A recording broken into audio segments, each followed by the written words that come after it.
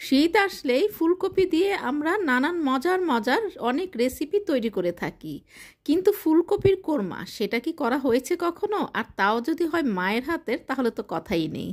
আমার প্রিয় ভিউয়ার্স, আসসালামু আলাইকুম। কেমন আছেন আপনারা সবাই? আশা করি মহান আল্লাহ তাআলার রহমতে আপনারা সবাই ভালো আছেন। আলহামদুলিল্লাহ, আমিও ভালো আছি। তাই তো আপনাদের মাঝে ফিরে আসলাম চুমকি রান্নাঘর থেকে। আর চুমকি রান্নাঘর মানে তো আপনাদের রান্নাঘর। তো মায়ের হাতের ফুলকপির কোরমা কিভাবে তৈরি করেছি, চলেন সেই রেসিপিটা আপনাদের সাথে শেয়ার করি। তো দেখতে পাচ্ছেন এখানে একটা প্যানের মধ্যে আমি 1/3 কাপ তেল দিয়ে দিয়েছি, আর এক চা চামচ দিয়ে দিব ঘি। আমি তেল এখানে 1/3 কাপ দিয়েছি, আর ঘি দিয়েছি 1 চা চামচ। পরবর্তীতে আমি তেল আর ঘিটা আবার ব্যবহার করব যখন আমি এটা রান্না করব। আর এখানে আমি এখন তেল আর ঘিটা যখন গরম হয়ে যাবে, তখন আমি এখানে 1/3 কাপ পরিমাণ দিয়ে দেব পেঁয়াজ। পেঁয়াজটা আমি দিয়ে দিব বেরেস্তা করার জন্য। খুব ভালো করে নেড়েচেড়ে দিব যেন পেঁয়াজটা পুড়ে না যায়। তো পেঁয়াজের কালারটা যখন বেরেস্তার কালারটা চলে আসবে, তখন আমি পেঁয়াজগুলো উঠিয়ে নিব। তো পেঁয়াজগুলো উঠিয়ে নিয়ে এখন আমি এখানে দিয়ে দিচ্ছি ফুলকপি। সেই তেল আর ঘিয়ের মধ্যেই ফুলকপি দিয়ে দিচ্ছি, এতে করে ফুলকপির মধ্যে খুব সুন্দর একটা ফ্লেভার চলে আসবে। আর ফুলকপি নিয়েছি আমি একটা বড় সাইজের, আর ফুলকপিগুলো আমি একটু বড় বড় সাইজে কেটে নিয়েছি। তো এগুলোকে আমি হালকা ব্রাউন করে ভেজে নিব।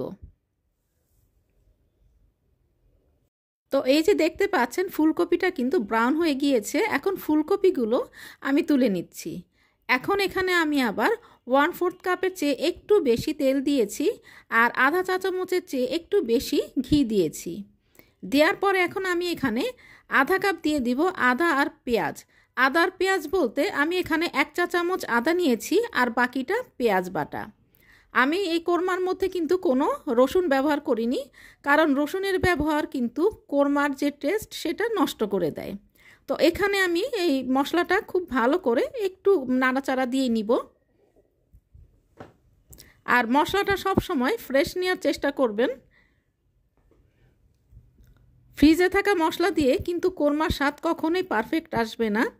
আর এখানে আমি কিছু গরম মশলা নিয়েছি, সাধারণ কিছু গরম মশলা। এখানে দারচিনি আছে 2 টুকরা, একটা তেজপাতা, আর কিছু কিশমিশ নিয়েছি, 3টা এলাচ নিয়েছি।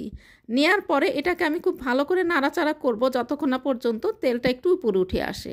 তো তেলটা উপরে উঠে আসার পরে আমি এখানে দিয়ে দিলাম সামান্য একটু হলুদের গুঁড়া, আর সামান্য একটু লবণ, আর পরিমাণ মতো দিয়েছি লবণ। দেওয়ার পরে এটাকে খুব ভালো করে নেড়েচেড়ে নিব। তো নেড়েচেড়ে নেওয়ার পর যখন তেলটা একটু উপরে উঠে এসেছে, তখন আমি এখানে দিয়ে দিচ্ছি আধা চা চামচ পরিমাণ ধনের গুঁড়া। এখানে কিন্তু আমি কোনো জিরাও ব্যবহার করিনি, কোনো রকমের মানে যে মিষ্টি জিরা বা রেগুলার জিরা, কোনো জিরাই আমি এখানে কিন্তু অ্যাড করিনি। মশলাটা যখন তেলটা যখন মশলার উপরে উঠে এসেছে, তখন আমি এখানে দিয়ে দিচ্ছি ভেজে রাখা ফুলকপিগুলো। তো ফুলকপিগুলো দেওয়ার পরে আমি 2-3 মিনিটের মতো মিডিয়াম থেকে একটু কম হিটে এগুলোকে খুব ভালো করে কষিয়ে নিব। আর কষাতে কষাতে কিন্তু এটার যে একটা দারুণ সুঘ্রাণ ছড়িয়ে পড়েছে, এটা আপনারা যখন বাসায় ট্রাই করবেন তখনই বুঝতে পারবেন। তো এই যে কষানোটা আমার হয়ে গিয়েছে দেখতেই পাচ্ছেন। তো আমি এখানে পরিমাণ মতো পানি দিয়ে দিচ্ছি। তো পানিটা দিয়ে দেওয়ার পরে আমি এটাকে ঢাকা দিয়ে ততক্ষণ পর্যন্ত জাল করব যতক্ষণ না পর্যন্ত এটা ফুলকপিটা প্রায় আধা সিদ্ধ হয়ে আসছে। তো এটাকে এখন আমি ঢাকা দিয়ে জাল করব। তো এই যে এটা জাল হয়ে যাওয়ার পরে আমি ঢাকাটা উঠিয়ে নিলাম। উঠিয়ে নেওয়ার পরে এখন এখানে আমি যেটা দিব সেটা হচ্ছে ঘন আধা কাপ পরিমাণ দুধ। এখানে আমি আধা কাপ পরিমাণ দুধ অ্যাড করে দেওয়ার পরে আমি এই কোরমাটা খুব ভালো করে নেড়েচেড়ে দিচ্ছি। ফুলকপিতে দুধটা অ্যাড করে দেওয়ার পরে কিন্তু খুব ভালো করে মিশিয়ে দিতে হবে, যেন ফুলকপির সাথে ফুলকপির যে ঝোলটা সেটার সাথে যেন দুধটা খুব ভালো মতো মিশে যায়। এবারে আমি এখানে দিয়ে দিব পরিমাণ মতো চিনি। আমি এখানে 1/4 কাপ পরিমাণ চিনি দিয়েছি। আপনারা আপনাদের পছন্দ মতো চিনিটা ব্যালেন্স করে নেবেন, কারণ কোরমা মানেই কিন্তু একটু মিষ্টি ভাব আসতে হবে। কোরমা যখন আপনি রান্না করবেন তখন কোরমার যে পানসে ভাব সেটা কিন্তু একদমই ভালো লাগে না। তারপরে আমি এটাকে ঢাকা দিয়ে দিয়েছি। ঢাকা দিয়ে এটাকে আমি প্রায় 3 থেকে 4 মিনিট খুব ভালো করে জাল করব মিডিয়াম হিটে।